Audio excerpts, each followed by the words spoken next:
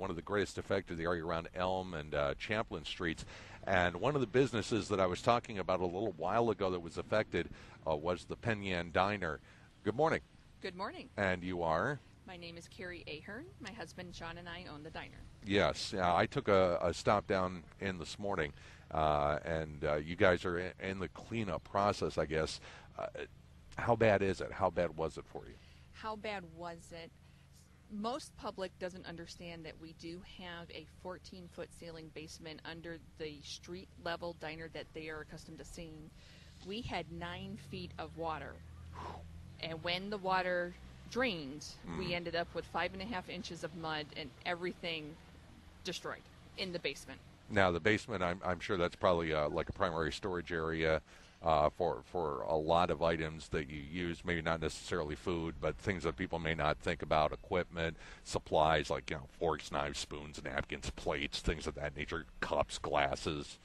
All of those. Wow. And we had an 8-by-6 foot full walk-in. Mm-hmm. It was made in Rochester by a company that closed 3 or 4 years ago. It was made of, I believe I was told cedar. It could be a different wood. Right. But it was, just as cute as the dining room. Mm-hmm. So we are having to say goodbye to that today. Oh, good grief. But if you were to go out to our Facebook page, or somebody has actually posted the email I sent out, you could see a picture of it. We're saving the door. We're going to see if anybody wants to buy it from us. But we did have some food supply. In addition to that, we had a couple of freezers. But yeah, all the canned goods, all of the paper products, all of that was stored downstairs because the space is so small up. Right, right. At its, when did you first find out that there was a situation, and what did you see when you were finally able to get down there for the first time? We have covert security in our building. Mm-hmm. And 911 contacted the phone center for covert. They called us at 1:55. And all they said was the back door alarm was set off. Mm-hmm. So we're assuming that that's probably around the time that John Pillar from the Wagner opened his front door. Okay. To let water out, because Right. then it was flowing across the street and hitting our building. And so it was probably just a shutter that just hit the door hard enough to trip it. Mm-hmm. And so we came down and we watched the whole thing. We watched it shift from coming through the Wagner building. Mm-hmm. I'm going to assume that that's probably after the Marchanda trailers were like Lincoln logs behind the building, and that's when Right. it shifted, started going under the covert pipe. We watched the parking lot erode. We heard the owl's nest fall. Oh, wow. And we had power through the whole thing in the building. Interesting. My Wi-Fi was working and everything. Wow. And when municipal had access to get to disconnect it because our panel was completely submerged, that's in the basement. Right. So that's had to be completely replaced. Our electrical service for underwater has to be completely replaced. And so we went home for when it was dark and we didn't have power because you couldn't see, and it was Right. just a muddy mess. Right. So you've been, since you could physically get back into the building, you've been in full-on cleanup mode. How is that process going? I am an extremely fortunate lady. I have a personal friend by the name of Jonathan Mickelson, and he owns Clean Your Carpets Incorporated in Farmington, and they are certified water damage experts. So I want to say it's an IRC certification. I could be wrong on that acronym, but the health department saw it on the side of their van, and when they stopped in to see us, and they said, we know that you're doing things right, because you have to take care of the microbacterial growth. That's what's causing the dirt smell and taste to the air of the diner. Mm-hmm. And Jonathan and Ben and anybody that's been a part of their company has just been fantastic. Now, for lack of a better way of asking the question, is the diner a total loss? Can you rebuild? My grandma always said that building supplies before World War II will withstand anything. We have no buckling in our foundation. Our beams are perfect.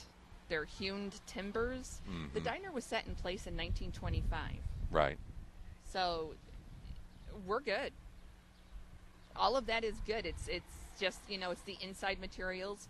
where you have to worry about mold and any other health concerns growing. Right. All of that was ripped out. It's in the dumpster that's, up at the street. Mm-hmm. And we had 30 college students doing like a bucket brigade, Right. just passing garbage because there was so much mud it was unsafe to do the stairs. So they were just standing in place and passing things back and forth. Wow. We cannot thank the college and everyone in the community enough. I mean, people that are just customers, people who have never been to the diner, they were standing out on the sidewalk and washing all the mud off of the spare glasses and, our inserts, like Mm-hmm. the food that we dumped that was in the walk-in that would be in our hot table, those kinds of things. They were just washing them on the sidewalk. I don't even think I got to thank every single one of them. Wow. It's pretty amazing how this community has kind of banded together Yes. to handle this whole situation. If you could hazard a guess, how long do you think it will take before you're in a position where you could be ready to open again? Our aggressive dream is to be open for Memorial Day weekend. That's amazing. Yes. That is absolutely amazing.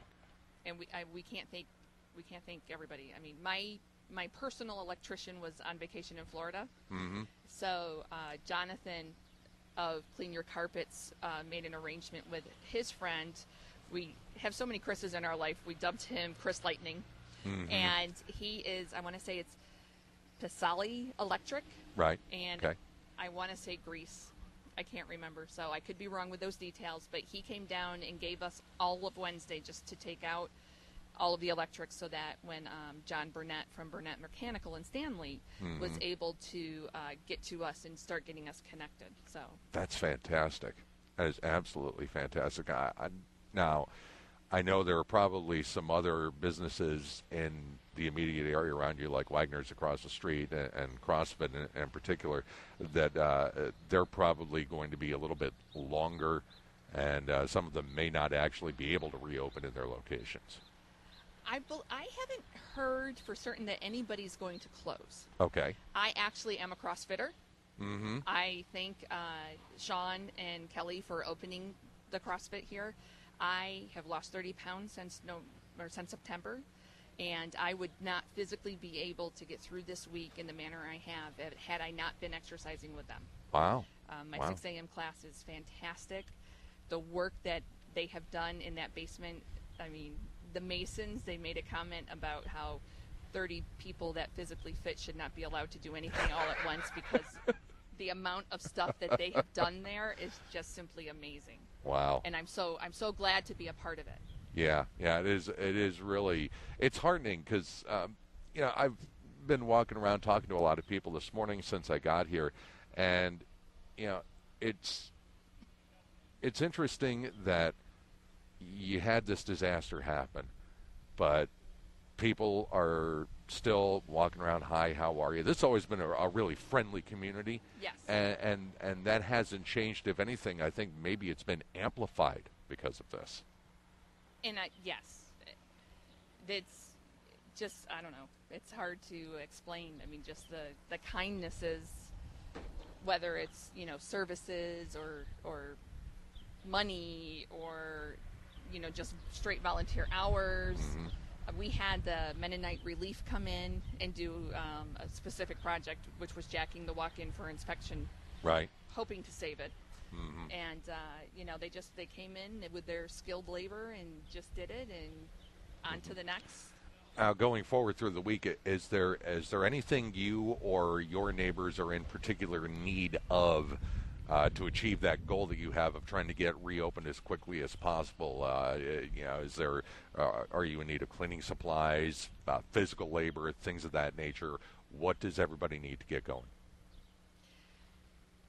It's all randomly pulling together. It's in the moment. What do we need next? Right. And I don't even remember what the job was. Oh, it was. We had an old barn door that was just on a rail that is no longer used. That is quite pretty. Mm-hmm.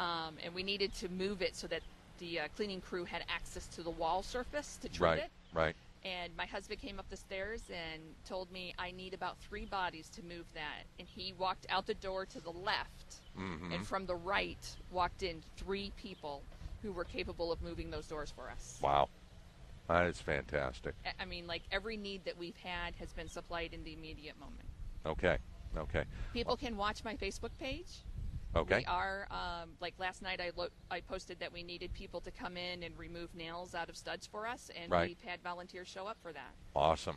Awesome. So eventually we will get to hanging drywall and mudding, and we're hoping that a family member can help us with that. Mhm. But he's going to need to go to work, and we're going to need to have people help us with the painting process of that. So, Right. Right. we will do Okay. well. So I guess then the best bet would be keep an eye on the Penn Yan Diner Facebook page. Thank you. And if there's anything that you see on there that you can give them a hand with, by all means.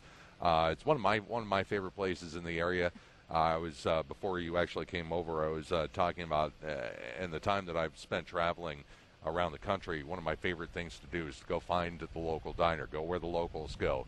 It's a great way to get a pulse of a community and have a good meal at the same time. Yes. So I sincerely hope and pray you guys do get open next weekend. I think that will be an amazing feat. Thank you. All right, and thanks for stopping by this morning. Much You're appreciated. welcome.